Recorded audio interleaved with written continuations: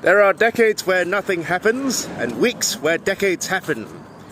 And allow me to update you on the last couple of decades that have been going on in the last couple of weeks, both in the United States of America and in Malaysia. Now, first of all, let me tell you what's been happening in Malaysia. Apparently, some people got their panties in a tizzy when they found that there was Mao Zedong crockery, and apparently there were some very, very upset reactionaries who made a police report on the restaurant in Klang. And the manager of the restaurant, who's probably not even communist, was arrested for the crime of spreading communist propaganda. Yes, for the crime of having Mao Zedong on their teapot. Yes, ladies and gentlemen, that is the abysmal standard of our Malaysian education. Apparently, if you have Mao Zedong's face on your teapot, you have a communist agenda to push. Yes, that is the standard of Malaysian education. So what? If I speak with a British accent, I must be attempting to resurrect the British colonial rule in Malaya? Is that what they think? Anyway, I think the hardline Malaysian reactionary, no matter how much he disdains the British because he feels that he can never be British, will always choose the British over the communists in any given circumstance. Yes, in fact, the average Malaysian reactionary would actually choose Nazism over communism if they had to choose. Yes, ladies and gentlemen, we live in a country where it's illegal to print and distribute copies of the Communist Manifesto, but it is not illegal to print and distribute and teach the ideology of Mein Kampf in our country. In fact, a very famous family in our country, whose name I shall not mention for fear of legal repercussions, actually owns a car that was gifted to them by Das Führer Adolf Hitler. But I can't mention the name of that family. But the great-great-great-great-great-grandfather of the current head of that family was once good friends with Adolf Hitler. In any case, that's for Malaysia. Now let's talk about America. Now, on the other side of the planet, in the United States of America, Brian Thompson, the rapacious healthcare CEO who has caused thousands of people to be driven into penury and debt slavery, has been assassinated by a very heroic man. Yes, of course, as expected, liberals got their panties in a tizzy by this assassination and were all moralizing about how it's wrong to be cheering for the death of an innocent man who has caused thousands of people to fall into wage slavery, to fall into crippling debt, who has probably killed a lot more than just one person. This rapacious parasite, this blood-sucking worm. But in any case, one can always expect liberals to oppose every single imperialist war, except the one that's currently happening, and support every single liberation movement, except the current liberation movement that's happening. So I'm not surprised that they would regard the death of 1,000 innocent Palestinians as an unfortunate statistic, but the death of one rapacious, blood-sucking parasite as a tragedy. That's a liberal for you. I mean, we all know that most liberals are reactionary fuckers anyway, so no surprise that they would be crying over the death of a rapacious, blood-sucking worm. But even the so-called left liberals, well, the left liberals who push for reform rather than revolution. What the fuck do you think Lenin did to the Tsar and to the family of the Tsar? Did he say mean things to them and try to get them to change their rapacious ways? What do you think Robespierre did to the French royal family? Did he say mean things to them and tell them to stop stepping on the backs of the ordinary French people? I mean, a revolution, my dear, is not a dinner party. It is a violent and bloody uprising when one class of men and women, not to be sexist now, overthrows another class of men and women and installs itself in its place. Just like how the bourgeoisie overthrew the monarchists all over the world, it is now time for the proletariat to rise up and overthrow the bourgeoisie, felling it with the very weapons with which it fell feudalism. That is the historical role of the proletariat. Yes, the idea, you see, of socialism, of the seizing of state power by the proletariat, is not simply some idle daydream by pedantic schoolboys. No, it is an objective acceptance of the movement of history towards a classless, stateless and moneyless society. We simply accept this eternal truth that the history of all hitherto society is the history of class struggle, and the bourgeoisie has simplified class antagonisms.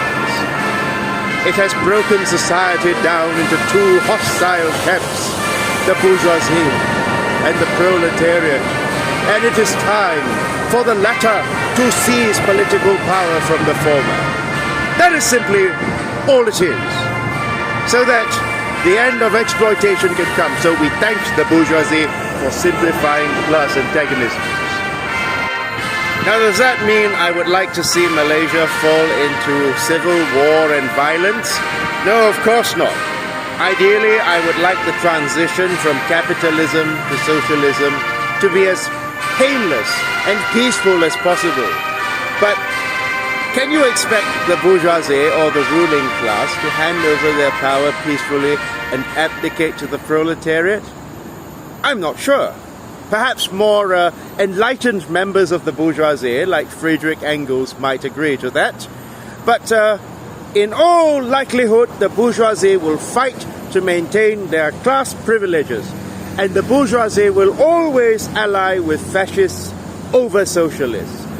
Now, the Malaysian liberal doomers like James Chin, Professor James Chin of Tasmania University, who has blocked me on Twitter, will of course tell you that there's no hope for this country, that this country is a failed state, and your only hope is really to move to some Western country and serve as a mouthpiece for imperialism. But the socialists, on the other hand, will tell you that we're living in the most momentous time in Malaysian history.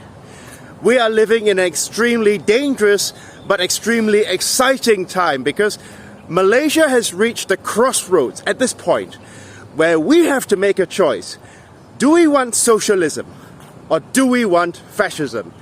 Do we want socialism or do we want national socialism? And the choice is entirely up to the Malaysian people. We can only convince you that socialism is better than fascism, we in the Socialist Party, but it is up to you, it is up to the Malaysian people to make that choice for themselves. The German people chose fascism when Hitler came to power, and the Italian people chose fascism when Mussolini came to power. Well, the choice is really up to the people of Malaysia, whether they want to follow the path of the Italians and the Germans, or whether they want to carve a bright and beautiful future for themselves. The future of socialism. Now, believe it or not, I don't hate liberals. I pity you, but I don't hate you. And there was, in fact, a well-meaning liberal who was very upset about how Pakatan Harapan has been doing things. I won't say what her name was. And she said that, you know, as a woman and as a Christian, I'm very upset with people like Hannah Yeoh and the rest of the women in Pakatan Harapan, because they are keeping silent. They are turning a blind eye to the plight of the Bajau Laut and the stateless Malaysian people. And I do understand there are very good and well-meaning liberals who feel very, very upset with Pakatan Harapan. And it's not my intention to scold you and to chide you and to say that I told you so, but I told you so. We already told you so even before Pakatan Harapan came into power. Because the fact of the matter is that unless a politician explicitly identifies as a socialist politician, if that politician says, I am progressive, but I'm not socialist, I believe in systemic change, but I don't believe in socialism, that politician is not to be trusted. Because fundamentally, the politician is basically saying they want to change the aesthetics of things, but not the form of things, basically. You can't be a progressive without being a socialist. I'll just put it to you plainly. Because any politician that says anything, no matter what they say, if they do not push a socialist line, they are not progressive. And our predictions already came true. Pakatan Harapan turned out to be the next Barisan Nasional. They matriculated Barisan Nasional, the old guard, into their own ranks. Now, because the fact of the matter is that they are not trying to change the system. They are not trying to lead us from the capitalist mode of production to the socialist mode of production, aka the worker ownership of the means of production. No. They are simply... They have always been simply a more politically correct version of Barisan Nasional. That's what they are. But the reality is, unless you want to see change, I mean, if you want to see change in this country, the only way is socialism. Because if you look throughout history, every single modern politician who does not identify as a socialist, but does not identify as a right-winger either, neither left nor right, someone who identifies as a liberal especially, any of those politicians will always end up trending towards reaction. Look at how Kamala Harris is supporting a genocide in Palestine. It doesn't matter whether these people are women or LGBTQ or people of color. It doesn't matter. Rishi Sunak, for example, the brutal war criminal, war abettor Rishi Sunak is an Indian. Does it matter? The bourgeoisie, the ruling class, has no race or religion or gender. They are all loyal to each other regardless of their race, religion or gender, or more specifically, they are loyal to capital. We, the people, have to smarten up a little bit and stop being played like a damn fiddle. Malaysians must realize that the only way forward from this point on is not to keep beating a dead horse, not to keep trying to reinvent the capitalistic wheel, but rather to smash it and replace it with the wheel of socialism. Because whatever party you elect, whether it be PH or PN or anything that does not have socialism in their agenda, will be old wine in a new bottle. Because fundamentally, both the liberals and the conservatives both serve capital, right? So no matter which party you elect, the people of Malaysia will not be better off. But do you know, the only party that has actually taken an interest in the material conditions of the people of Malaysia, the Socialist Party, has yet to be tried. And do you know why? The ruling class will never let them stand for election. Or the ruling class makes it very difficult for them to stand for election. Because the ruling class knows that if the people knew what socialism really entails, well, it would be very dangerous for both the right and left wing of the ruling class. Because the contradictions are sharpening, the class antagonisms are getting hotter, and this is giving ammunition to the fascists to lead the people into false consciousness, right? You've been seeing a lot of posts about how Chinese are supposed to be both the communistic and the ultra-capitalistic demographic in Malaysia. Schrodinger's Chinese, I like to call it. Well, because both parties, whether that be the left and right wing of the ruling class, have not tried to instill class consciousness in the people. And that is why the people are no more class conscious now than they were during the reign of Barisan Nasional. But the reality is the only way forward, the only way that we're going to improve the livelihood not only of the few, but of the many, is if Malaysians will wake up and realize that socialism is the only way forward and anything else is old wine in a new bottle. And I say this with sincerity in my heart. I don't say this because I'm a member of the PSM. You can look at their track record. You can look at how they've organized with the working class, how they've helped the working class improve their material conditions, despite the fact that PSM is a small party, no doubt. It is a struggling party. But even I wish I could help them more, but my time is limited. I help them with whatever I can. But the thing is, I believe that no matter which party it is, if it doesn't call itself socialist, that means fundamentally it does not care about the emancipation of the working class from capital, from the exploitative thing we call capitalism. If you are not interested in fighting capitalism, if you're not interested in abolishing class society, well, you are not a progressive, simply put. And yeah, so I'm not saying this to the people who are well-meaning liberals who voted for Pakatan Harapan. I'm saying this to the politicians who say they want systemic change. Well, if you wanted systemic change, you would already call yourself a socialist, wouldn't you? But before I finish, I'd like to say that Malaysia has reached the juncture where we have a choice between socialism or national socialism, socialism or fascism.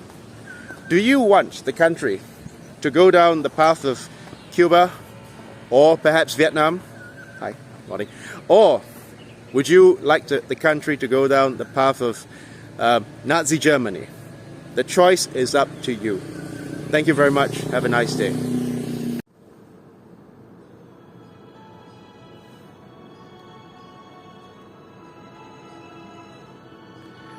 There, out in the darkness, a fugitive running, fallen from God, fallen from grace.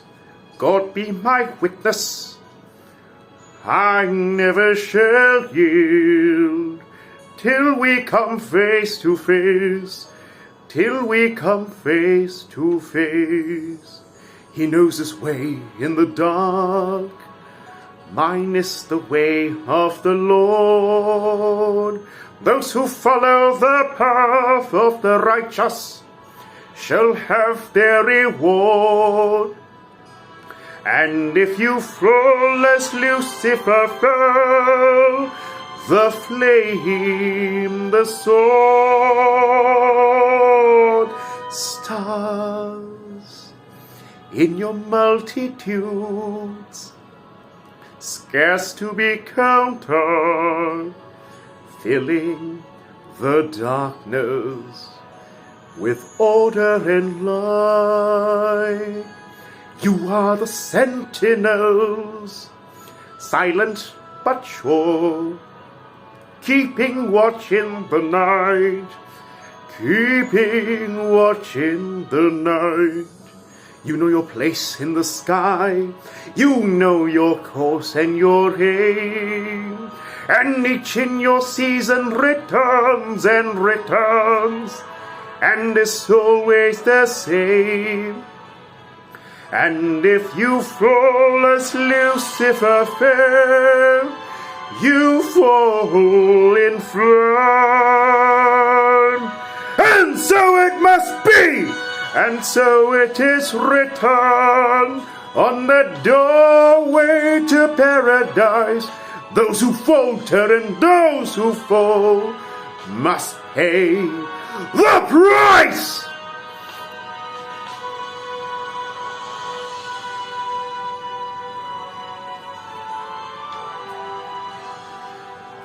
Lord, let me find him, that I may see him. Safe behind bars, I shall never rest. I swear by the stars, this I swear by the stars.